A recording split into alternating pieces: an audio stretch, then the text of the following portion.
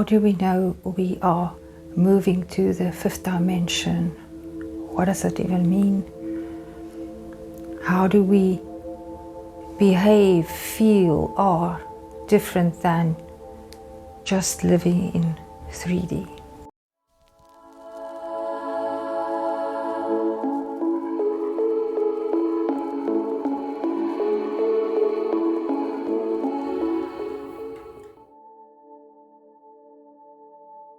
What it actually means to live in the fifth dimension is when you live from spirit, when you realize that you are an infinite spirit, not just the spirit in this human body, and not just experiencing this one lifetime. How does that feel? There are different ways that we can start to feel our connection with the fifth dimension.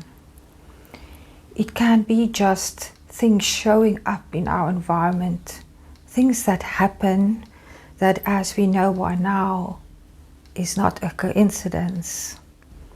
Something that you trip over and you pick it up, say a book, and you read the title and you have an answer to what you were seeking.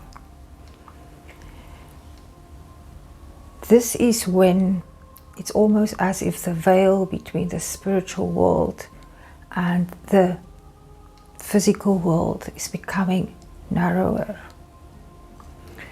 Now, if we want to become aware, I've done videos about that, we can train our senses to become heightened through breath work, through being still, concentrating on, say, what the senses pick up, or doing walking meditation where you still thoughts but still use your senses to experience the essence of things.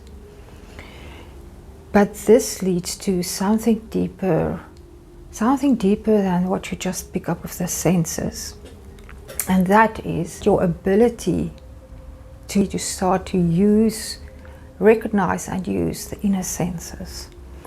So people have given names to this. The one inner sense can be clairvoyance, which, like it says, it is how you see, and that can be when you might see things that has happened or are happening, things that you don't necessarily would have known. It's just something that flashes before your eyes, in your mind's eye. Or you can, like when you do scrying, look in the fire and you can then see shapes and messages from the spiritual realm through symbols. Now, not everybody experiences this, and it's not that you have to experience this. But then you get clairaudience. Now, clairaudience is not that you hear voices in your head. Clairaudience is when you pick up the vibrations, the energy, and it carries a message that you then interpret. Then you can also get what they call a clairsentience. That is the feeling that you have when you, say, step into a room. You can feel the energy. Feeling of when you get at a certain place, that this place carries a certain energy. These inner senses are dormant in us all. If we will vibrate on the frequency of our authentic self, if we connect with our higher self, which is bigger than the human spirit and the human form, if we connect in that way, if we still the mind, connect with the higher self, we can connect with spirits and energies that are there for you as guides. I don't want to go too deep into this. It can be just expressions of your own higher mind. It does not have to be defined. There are many spirits. There are nature spirits. There are archetypical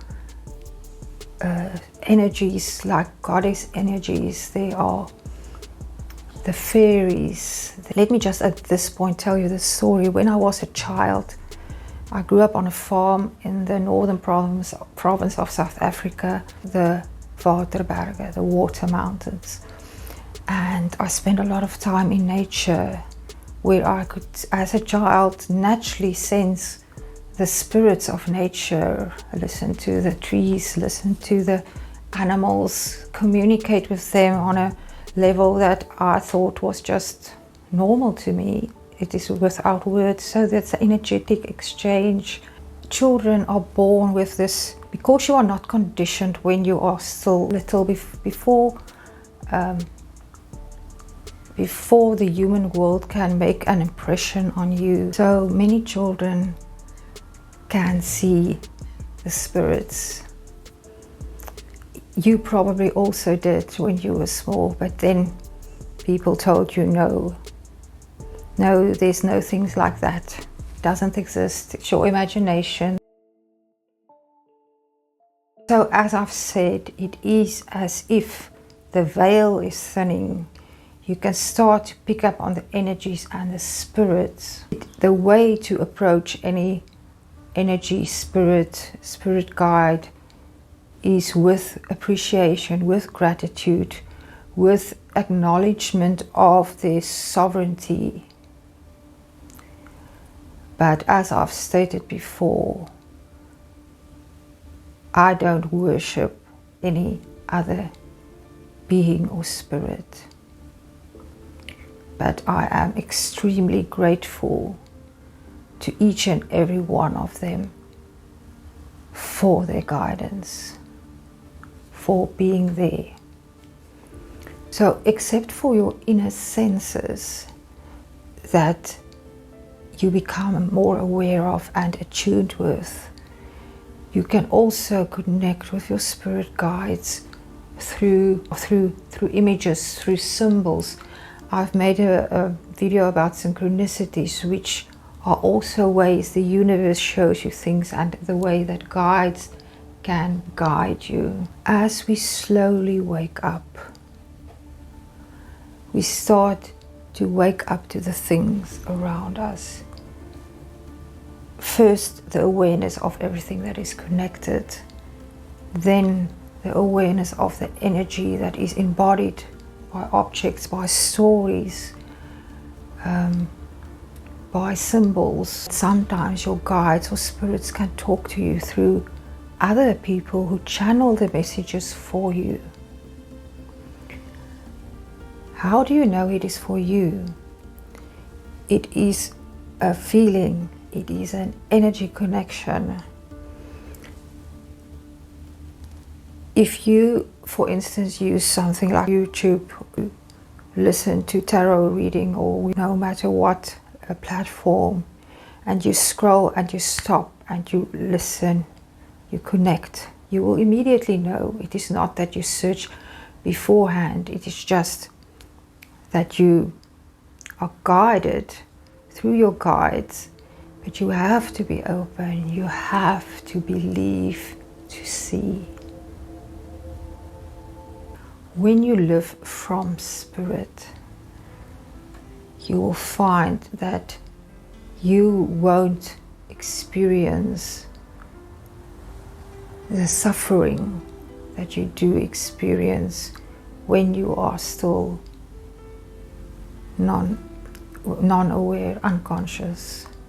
Because when you become conscious, when you start to recognize how you are led, how you are supported, and realize you are an infinite being, then the small stuff, even may it be big stuff from a human perspective, that it is all so irrelevant compared to who you truly are. And also because you recognize that that is the way to grow in understanding, in connection, in compassion, in awareness.